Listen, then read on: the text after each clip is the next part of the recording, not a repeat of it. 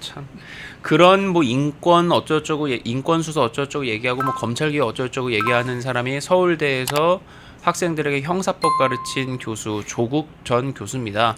그 조국이 지금 사면된다고 하는 소식이 거의 확정적으로 보도가 되고 있는데요. 한번 보실까요?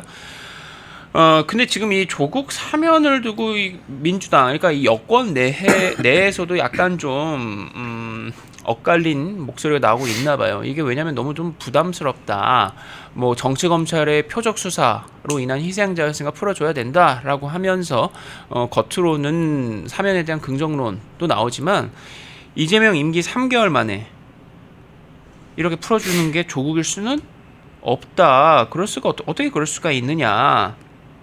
그리고 조국이 작년 12월에 징역 2년이 확정돼가지고 수감 중이고 만기 출소가 내년 12월인데 고작 8개월 수감 후에 사면이 되면 형기를 절반도 못 채우는 건데 이건 형평성에 맞지 않다. 이런 지적도 나옵니다.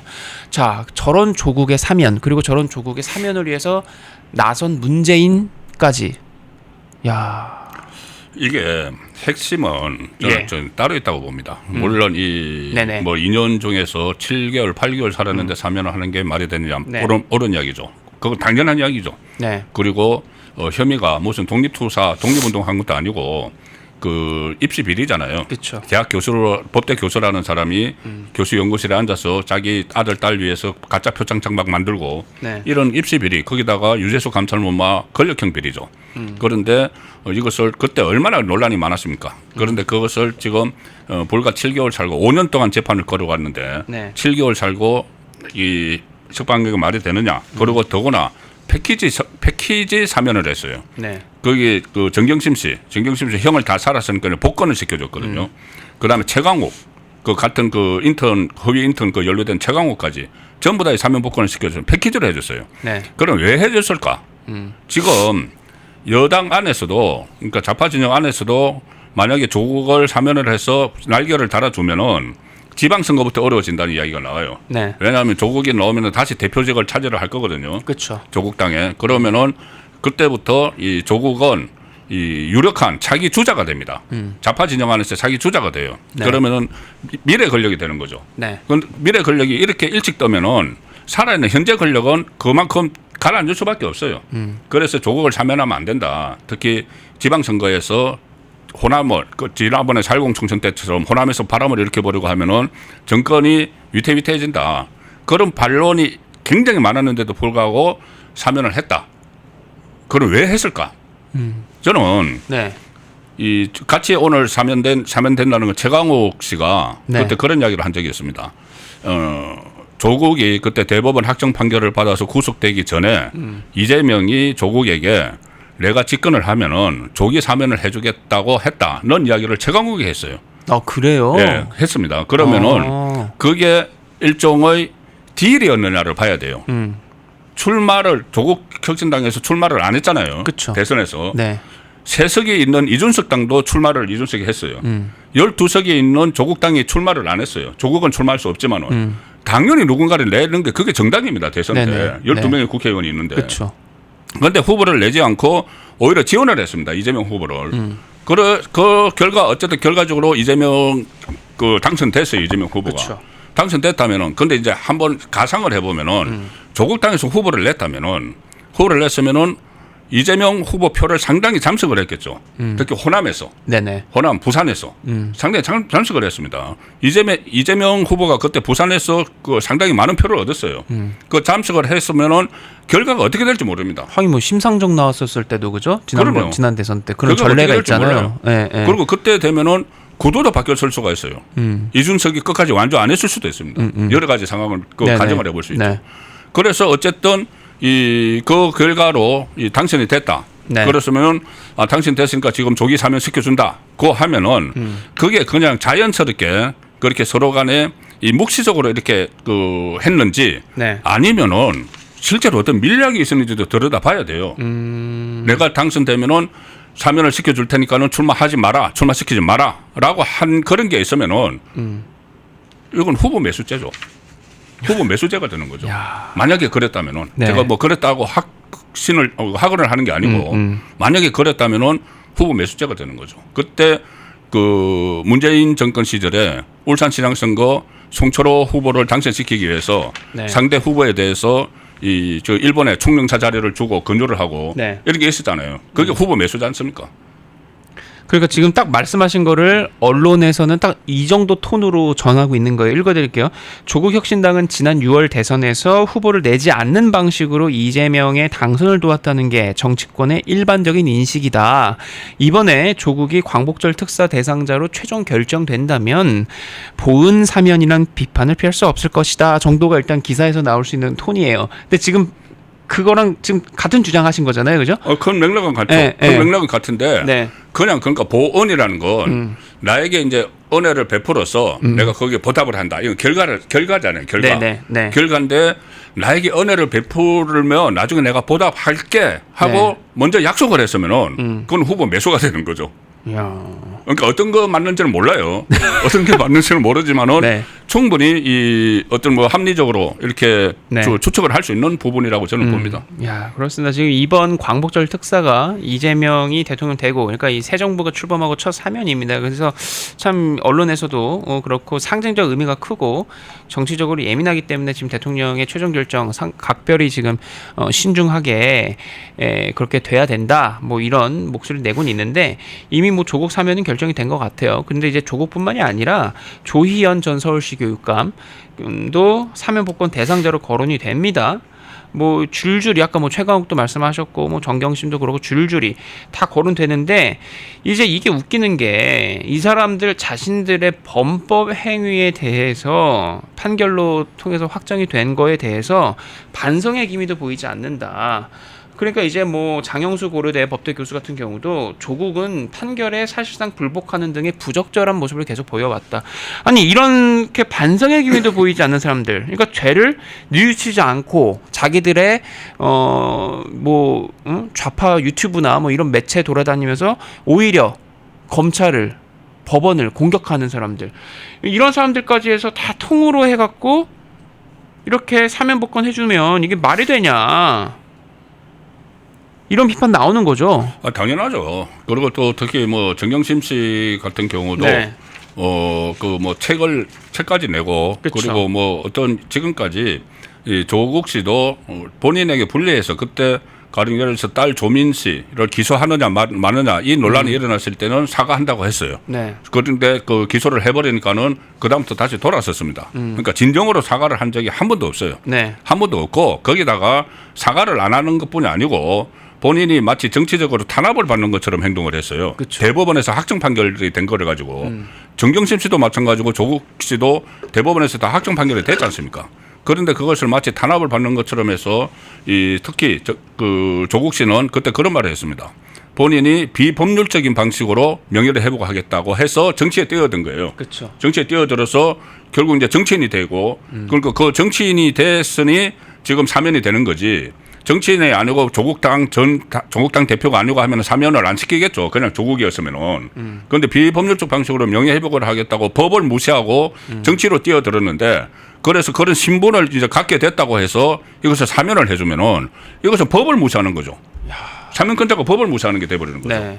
비법률적 방식으로 자기는 그 명예회복을 하겠다고 했는데 그걸 실제로 그 최종적으로 관철을 시켜준 인물이 돼버렸잖아요. 사면권자가. 그럼 이거 법을 무시하는 거예요. 이거 완전 뭐 공화국의 종말입니다. 이거는. 그럼요. 네. 그래서 이거는 그냥 이 단순하게 무슨 뭐 보온 뭐 이런 문제로 볼 게 아니고 이 사법 체계를 무시하는 지금 6만 명의 수용자가 우리나라에 있는데 그 수용자들 볼 때는 저 사람 저기 2년 받아가 5년 재판을 하고 그쵸. 5년 동안 재판하고 그 사이에 5년 동안 국회의원하고 당 대표하고 누릴 거 다 누리고 그리고 그 와서 그 7개월 사는데 7개월 살면서 언론 인터뷰하고 그 옥중에서 그쵸. 인터뷰하고 이거 저는 좀 개인적으로 궁금한 게 영치금 궁금해요. 정경심 씨가 그때 네. 2년 있으면서 2억대 영치금을 받았거든요. 2억대 영치금을 받았는데 이번에 조국 씨 들어갔을 때 정경심 씨가 SNS에 글을 올려서 네. 영치금 보내는 방법을 썼습니다. 네. 지지층을 향해서 야. 영치금을 봉투에 넣어서 그냥 그 구치소로 보내면은 그거 안 됩니다. 영치금은 계좌로 보내야 됩니다. 이거 다 방법까지 다 코치를 다 알렸어요. 그런데 그게 과연 이게 반성하는 모습이냐? 조국이 그 전에 들어갈 때 김어준 포로에 가서 가서 뭐 하겠다고 했습니까? 몸 만들고 뭐 그런 이야기 했지 않습니까? 그 구치소가 몸 만들러 가는 거예요. 야, 그러면서 막 민주투사인 척 막 손편지 막 이렇게 내보내갖고 그러니까. 막 기사 쏟아지게 만들고 그랬었죠. 그러니까 이게 참 국민들을 무시해도 이렇게 하면 안 됩니다. 이거는 그냥 약간 좀 스몰톡인데 문재인이 어제 저 사진 올렸다는 거예요. 7일에 본인의 SNS에 전남 흑산 성당에서 기도하는 문재인과 김정숙 저 두 사람이 저 십자가 앞에서 저렇게 기도하는 사진을 어제 올린 거예요. 근데 어제 정청래 만나가지고 문재인이 여러 덕담도 하고 당부도 했다는 겁니다. 잘해라, 열심히 해라, 이러면서. 근데 그러면서 저런 사진 올렸어요. 무슨 멘탈일까요? 뭔 생각으로 저런 사진 올렸나 이거야 한마디로. 예. 본인이 지금 그러니까 본인도 지금 그 피고인 신분이 됐어요.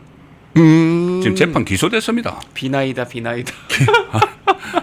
재판이 기소가 돼서 사실 문재인 전 대통령도 완전히 진술 거부권을 사실상 행사를 했죠. 그 검찰에서 소환 통보를 하는데 저 소환에 응하지 않았어요. 소환에 응하지 않고 김정숙 씨도 마찬가지고 소환에 그 문다희 씨와 관련해서 제3자 뇌물죄지 않습니까? 태국 이주하는 과정에서 그 과정에서 그 수많은 이 청와대의 부서들이 동원이 되고 뭐 인사수석부터 민정수석 조국도 그때 동원됐죠. 그리고 저 심지어 경호처장 주영원 경호처장까지 다 동원이 돼서 전부 다 그 전주지검 가서 20명 이상이 조사를 받았어요. 조사를 받았는데 결국은 정점에 있는 그 핵심 정점에 있는 이 피의자는 부르지도 못하고 그때도 부르지도 못하고 그리고 안 온다니까는 할 수 없이 전직 대통령이라고 해서 그냥 기소를 했어요. 그러면 또 형평성 문제도 또 생기지 않습니까? 이렇게 되면은. 네네. 그러니까 누가 이렇게 또 비교를 하는데 그 혐의가 다르다고 하는데 제가 조금 전에 말씀드렸잖아요. 김건희 특검에서 하는 혐의는 내란 혐의가 아니라니까요. 그냥 공천 개입이에요. 네네. 자, 공천에 그 현직 대통령이 공천에 개입한 것이 했다고 하면은 서로 했다고 하면은 공천에 개입한 것이 더 중요합니까? 아니면은 현직 대통령이 전 부서를 청와대 전 부서를 동원을 해서 이상직 씨에게 그 특혜를 주고 그 중진공 이사장을 맡기고 국회의원도 주고 이렇게 해서 딸 부부를 태국으로 가서 취업시키도록 한 게 어떤 게 중한 죄가 되는 거죠. 그러면은. 그래서 그러네요. 이거 뭐 형평성 문제도 있고 여러 가지 끊임없는 논란이 벌어질 수밖에 없습니다. 그렇게 조국 사면 요구해놓고서는 정청래 만나는 날 집권 여당 대표 만나는 날 저렇게 자기는 또 정치로부터 마치 초탈해서 저렇게 종교적인 그 이미지를 또 저렇게 씌우는 저런 사진 올리는 거 보면 와 정말 이 문재인이라고 하는 건 거의 그 정치 기계 아니냐. 사람 되게 어수룩하고 허허 웃으면서 사람 넉살 좋고 되게 부드럽고 뭐 젠틀하고 그렇게 보이지만 되게 피도 눈물도 없는 정치 AI 아니냐 이런 얘기도 누가 하더라고요. 그 바로 그제 이제 저희 원식 찾아가니까 그 조국 사면을 해야 된다는 식으로 살짝 이야기를 했잖아요. 이제 브리핑은 이번에 그 아주 점잖게 이야기를 해요. 브리핑은 우리가 안 봤잖아요, 그거. 브리핑은 우상호가 그 8.15 뭐 국민 뭐 임명식인가 그 이상한 행사하는 거 그거 이제 초청장을 가지고 가니까는 우상호가 가져가니까 문재인이 그 이번에 8.15 그 정치인 사면하느냐 하니까는 뭐 아직 잘 확정이 안 됐습니다. 모르겠습니다 하니까는 만약에 사면을 하면은 조국도 포함시켜 주면 좋겠다고 이야기를 했다. 이렇게 돼 있어요. 이제 브리핑한 게. 그런데 그렇게 이야기를 했는지 아니면은 이번에 조국 사면 안 시켜주면은 큰일 날 수도 있어. 뭐 이런 식으로 이야기를 했는지 몰라요, 그거는. 그렇죠. 모릅니다. 그리고 그 전에 약속했잖아라고 했는지도 몰라요. 톤이 어땠을지. 그거 모릅니다. 그거는 제가 그렇게 했다는 게 아니고 모릅니다. 그런데 왜 그러면 그 문재인 전 대통령이 조국 사면을 그렇게 강하게 강권을 했느냐? 전직 대통령으로서 이건 말이 안 되는 거거든요. 현직 대통령의 사면권인데 첫 사면권을 행사를 하는데 거기 전직 대통령이 숟가락 얹는 거는 이거 말이 안 되는 거예요, 원래. 야. 그런데 그것이 사면권을 침해입니다, 그거는. 다른 사람이 하는 건 전직 대통령 사면권 침해예요. 네네. 그런데 그렇게까지 하는 것은 그 이후에 벌어질 일들을 예상을 하는 거죠. 조국에게 날개가 달리면은 조국은 원래 저 문재인 쪽이니까 그 문재인 쪽과 세력을 합해서 다음을 노릴 수 있다. 다음을 이재명 다음을 노릴 수 있다. 그 계산까지 다 저는 들어갔다고 봅니다. 그렇게 건의한 게. 그러니까 그냥 뭐 마음씨 착한 뭐 전직 대통령 이런 이미지를 가지고 이렇게 그 이야기하는 사람들이 있는데 전혀 그렇지 않습니다. 그러니까 그렇게 책방 주인 그리고 저렇게 성당에 있는 모습으로 자기 또 이미지 연출은 해가면서 그럼요. 그렇게 한다는 거잖아요. 자, 끝에 시간이 많이 지났는데 끝으로 이것만 하나만 더. 이재명 대통령의 측근으로 알려진 이제 김진욱 씨가 김민석 국무총리 보좌하는 총리실 비서관으로 임명이 확정되는데 발표 당일에 스스로 저렇게 물러났다는 거예요. 네, 저 사람입니다. 김진욱 전 민주당 당대표 비서실 국장. 그러니까 이재명과는 거의 뭐 김현지처럼 끈끈한 인연인 거예요. 이 사람은 이 경기지사 시절에도 그렇고 민주당 당대표로 있을 때도 그렇고 이재명이 줄곧 챙겼던 사람입니다. 근데 이제 이 사람은 이런 사람이에요. 2007년 9월 무허가 경비업체 특별경호단이 성남 지역 폭력 조직인 종합시장파와 국제마피아파 등 43명을 동원해서 성남 분당의 한 오피스텔 보안 용역 업무를 빼앗는 과정에서 기존 사업자 소속 보안 용역 직원들을 폭력을 동원해 강제 퇴출시킨 사건에 연루가 됐다. 그래서 이 사람, 그래서 이 김진욱은 이걸로 징역 6개월의 집행유예 1년 선고받았고, 이런 이력이 이재명의 대선 후보 수행비서 시절에 알려져서도 논란이 됐던 사람이다 라는 겁니다. 그래서 지금 저 이재명 저렇게 수행하고 있는 그 사진이라고 해서 저 뉴데일리 기사인데, 그러니까 이 김진욱의 이름이 또 앞서 등장한 게 바로 이겁니다. 김문기 사건이 있었을 때 이재명이 이걸로 김문기 모른다라고 해갖고 허위사실 공표 혐의로 기소됐었잖아요. 이재명의 2015년 호주 뉴질랜드 출장 사진에도 이재명, 김문기, 유동규, 김진욱 이렇게 함께 이렇게 찍혀 있는 사진. 저 얼굴 저렇게 블러 처리된 사람이 김진욱 씨인가 봐요. 그래가지고 저렇게 확대한 사진 저기 나와 있는 겁니다. 그러니까 지금 이거에 대해서 성남시 의원 그리고 경기도 의원 하면서 이재명에 대해서는 잘 아는 정치권 인사죠. 이기인 전 경기도 의원이 바로 김진욱의 임용이 철회된 소식에 대해서 오늘 오전에 바로 올린 겁니다. 국무총리실에 채용된 김진욱은 성남 지역 폭력 조직과 함께 오피스텔 보안 용역 사업권을 빼앗기 위해서 빠루로 철문을 뜯고 경비원을 폭행한 사건에 가담하고 또 외국산 소고기에 축현 마크를 불법으로 붙여서 판매하다가 구속되다가 집행유예로 풀려난 전력이 있는 이런 이 두 가지 사건으로 전과가 있는 이런 사람이다. 그런 분이 스리슬쩍 고위공무직으로 발탁되었던 것은 여러 시사점을 준다. 이재명 지지율이 높다. 그러나 잘못된 건 잘못됐다고 말하는 것이 야당의 역할이다. 높은 지지율이 아무렇게나 해도 되는 맞는 칼을 부여하지 않는다. 뭐 이렇게 얘기를 했는데, 야, 이재명은 저런 사람까지도 챙기네요, 그죠? 그러니까 이게 특히 지난번에 2022년 대선 때 김진욱 씨에 대해서는 여러 가지 그 정치부 기자들은 많이 알고 있어요. 그 전부터 뭐 그 조직폭력배 사건과 그 연루가 돼서 했다는 이야기 그리고 많이 알고 있는데 이게 2022년 대선 때 논란이 됐습니다. 그런 일들이 그때 대선 때 그 수행 비서를 했지 않습니까? 그때 그런 논란이 돼서 그 다음에 이것이 뭐 본인이 그 대선에서 떨어지고 나서 이게 좀 잠잠해졌는데, 근데 이번 대선 과정에서는 뭘 했는지를 지금 알지도 못해요. 알지도 못하는데 이게 지금 국무총리실 비서관이지 않습니까? 그러면은 이게 김민석이 인사를 한 게 아니죠. 인사권자는 김민석이지만 일단 그 이재명 대통령이 내려 꽂은 것이죠. 김민석에게 이야기해서 비서관으로 써라 했는데 그때 당시 논란이 됐던 인물을 이렇게 그 임용을 하는 것 자체가 어떻게 보면 국민을 좀 그 가볍게 보는 거죠. 국민을 우습게 한다.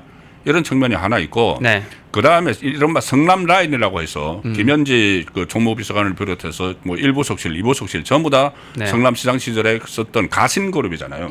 그 가신그룹들을 이제 그 용산에서는 이 가신그룹들을 더 쓸려 해도 쓸 수가 없는 것이 그 변호사들을 다 써야 돼요.